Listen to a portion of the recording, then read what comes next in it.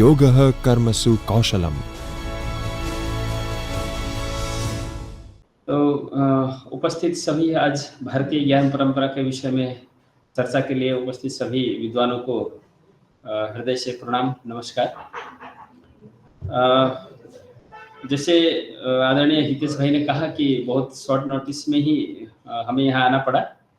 भारतीय ज्ञान परंपरा के विषय में चर्चा करना है, ऐसा आदरणीय हितेश जी का कहना था।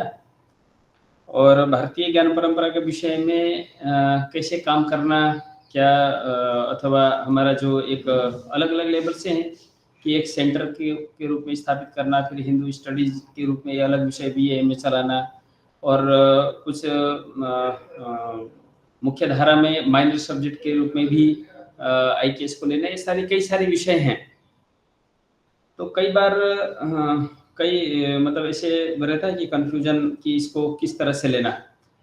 तो अभी तक जो अलग अलग इंदिरा गांधी ओपन यूनिवर्सिटी में भी हम लोग मतलब जुड़े हुए हैं, ऐसे भारत के कई सारे विश्वविद्यालयों के साथ हमारा संगठन आबद्ध होकर काम करता है। तो उसमें भारतीय ज्ञान परंपरा जो विषय है उसका अखिल भारतीय प्रमुख के रूप में मेरे पास जवाबदारी होने के नाते जो अनुभव हैं वो मैं आप सभी के समक्ष प्रस्तुत करने का प्रयास करूंगा। सबसे पहले तो एक शिक्षा जगत में काफी जो एक स्थिति ऐसी है कि भारतीय ज्ञान परंपरा यानी हम कैसे उसको आगे बढ़ाएं अथवा किस प्रकार से ले जाएं, क्या कंटेंट होना चाहिए अथवा क्या उसकी मेथोडोलॉजी होनी चाहिए अथवा उसका उद्देश्य क्या होना चाहिए, इस विषय को लेकर थोड़ी स्पष्टता होना आवश्यक है, ऐसा मुझे लगता है। तो कई बार कई बैठकों में ऐसा विषय आता है कि भारतीय ज्ञान परंपरा में हम थोड़ा वेस्टर्न फिलोसफी या कुछ हम कंप्यूटर साइंस इत्यादि विषय भी हम रखें, ऐसा आग्रह कई विद्वानों का रहता है। भारतीय ज्ञान परंपरा IKS का जो मर्म है, जो तत्व है, जिस अवधारणा से ये प्रारंभ हुआ है, क्योंकि राष्ट्रीय शिक्षा नीति की ड्राफ्ट से लेकर के इम्प्लीमेंटेशन तक की जवाबदारी भारतीय शिक्षा मंडल की प्रत्यक्ष रूप में रही है।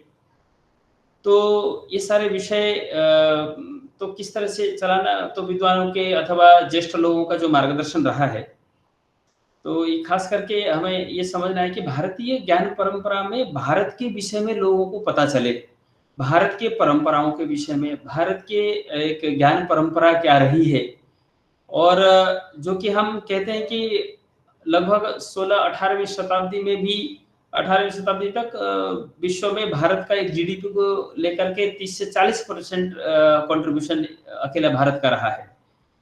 और 1822-23 के आजू-बाजू जब अंग्रेजों ने इसका सर्वे किया, तब 7% ये देश साक्षर था। 1947 आजादी के समय में जब सर्वे किया तो वो 18% में आ गया। तो ऐसा ये इतना परिवर्तन कैसे, इतना उतार चढ़ाव कैसे हुआ? और आज हम यदि GDP की बात आज करें तो वर्तमान में अगर हम गूगल भी करके देखेंगे तो 7.2% हमारा कंट्रीब्यूशन है। 30-40% से गिर करके हम 7.2 में आए। और साक्षर, जब ये भी सर्वे हमने नहीं किया,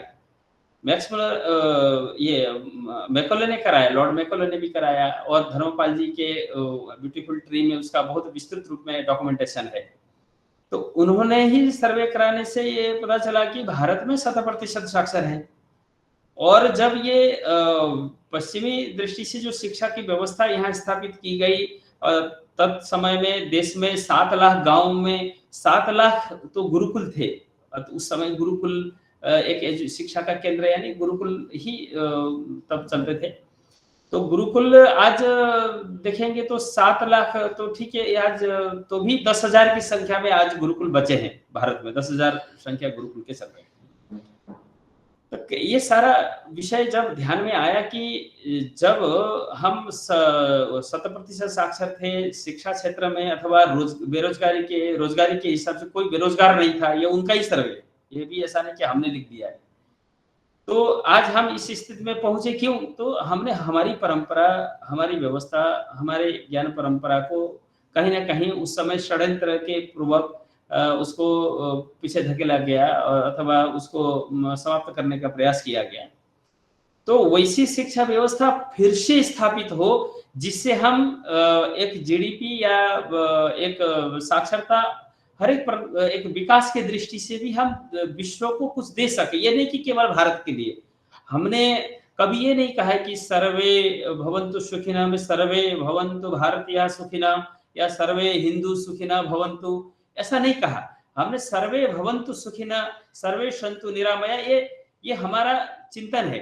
तो हम ऐसी शिक्षा व्यवस्था से आए जो दुनिया को, विश्व को हमने दिया है। ज्ञान के क्षेत्र में ऋषि उनका ये देश रहा है ना? तो ये ऐसी गौरवशाली इतिहास हमारा रहा है और आज वो स्थिति से हम कहीं न कहीं मतलब ह्रास होते हुए इस स्थिति में पहुँचे हैं। और आज हम विज्ञान के क्षेत्र में भी देखते हैं, तो आज आधुनिक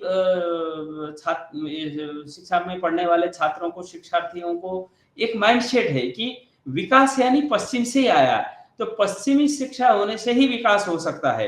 इत्यादि जो ये एक माइंडसेट है और उसको आज फिर भी पिछले कुछ 8-10 वर्षों से तो आज के युवाओं को ये लगने लगा है कि चाहे चंद्रयान, मंगलयान और पोखरण जैसे परीक्षणों के बाद जब एक भारत ने अपना लोहा दुनिया में बताया, अपना परचम लहराया, तब अभी ये अभी वर्तमान के युवा पीढ़ियों को ये लगने लगा है, कुछ भी कर सकता है तो भारत कर सकता है और जो भी कुछ दुनिया में परिवर्तन ला सकता है तो भारत ला सकता है। ये आत्मविश्वास धीरे-धीरे अभी विकसित हो रही है।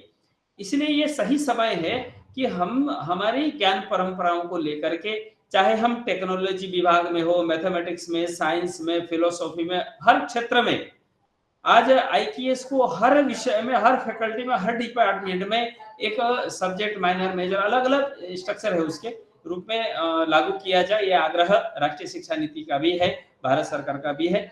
तो ऐसी शिक्षा पद्धति लाएं जो हमारा गौरव वापस हमें प्राप्त हो, फिर से पुनः भारत विश्व गुरु के रूप में स्थापित हो। और आज हम देख रहे हैं जब हर व्यवस्थाएं, आजादी तो हमको भौगोलिक रूप से मिली और वह भौगोलिक रूप से स्वतंत्रता मिली, परंतु स्व का तंत्र विकसित न होने से अथवा स्व का तंत्र न होने से हम आज भी जो हमारी मूल कुछ व्यवस्थाएं, चाहे जुडिशरी हो, चाहे एजुकेशन सिस्टम हो, चाहे ब्यूरोक्रेसी हो, ये कुछ मुख्य जो समाज को, राष्ट्र को संचालन करने में जिसका सबसे बड़ा रोल रहता है, वो आज हमारे नहीं है। हमारे एक उन्हीं के दिए हुए, बनाए हुए ढांचे में हम चल रहे हैं।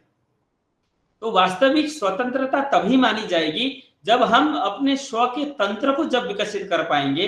और स्व के तंत्र को विकसित करने के लिए पहले स्व की शिक्षा, क्योंकि हर तंत्र, हर व्यक्ति से लेकर राष्ट्र निर्माण, कि हम सभी को पता है कि व्यक्ति हो, समाज हो या राष्ट्र निर्माण वैसे ही होता है जैसे उस देश की शिक्षा होती है। इसलिए शिक्षा व्यवस्था में मूल हमें परिवर्तन करने की आवश्यकता है। फिर उसके पश्चात क्रमशः, चाहे वो जुडिशरी हो, चाहे ब्यूरोक्रेसी हो, चाहे देश को संचालन करने की तमाम और भी व्यवस्थाएं हैं, तो उस माध्यम से फिर आगे हम बढ़ पाएंगे। तो इसलिए भारत की मूल व्यवस्था अथवा हमारी जो स्व का तंत्र विकसित करना है, इस लक्ष्य से हमने स्व केंद्रित, भारत केंद्रित शिक्षा व्यवस्था को भी हमें भारत केंद्रित करना पड़ेगा। इस उद्देश्य से आज हम आईकेएस के माध्यम से देश भर में एक अच्छा माहौल भी निर्माण हो रहा है और आप जैसे ऋषितुल्य ऐसे विद्वानों के सहयोग से, मार्गदर्शन से ये हम आईकेएस अथवा भारतीय ज्ञान परंपरा को आगे बढ़ा रहे हैं, बढ़ाने में हम सफल हैं। और इसमें हम परस्पर चर्चा करके अलग-अलग, हो सकता है पहली बार इतने उसके बाद कोई भी चीज ध्वस्त करना और उसको निर्माण करना, ध्वस्त करने का जितना समय लगता है उससे 4 गुना समय उसको निर्माण करने में लगता है। फिर भी आप जैसे विद्वानों के माध्यम से, इतनी सक्रियता के कारण हम ऐसा मान सकते हैं कि जितना समय ध्वस्त करने में लगा उससे भी कम समय में हम पुनः अपने सामर्थ्य को प्राप्त करेंगे, अपनी शिक्षा व्यवस्था को भारत केंद्रित बनाएंगे और भारत को विश्व गुरु के रूप में स्थापित कर पाएंगे, ऐसा मुझे लगता है। और आज एकदम साक्षात चालू बैठक में उपस्थित हुए हैं, हम आगे भी चर्चा करेंगे।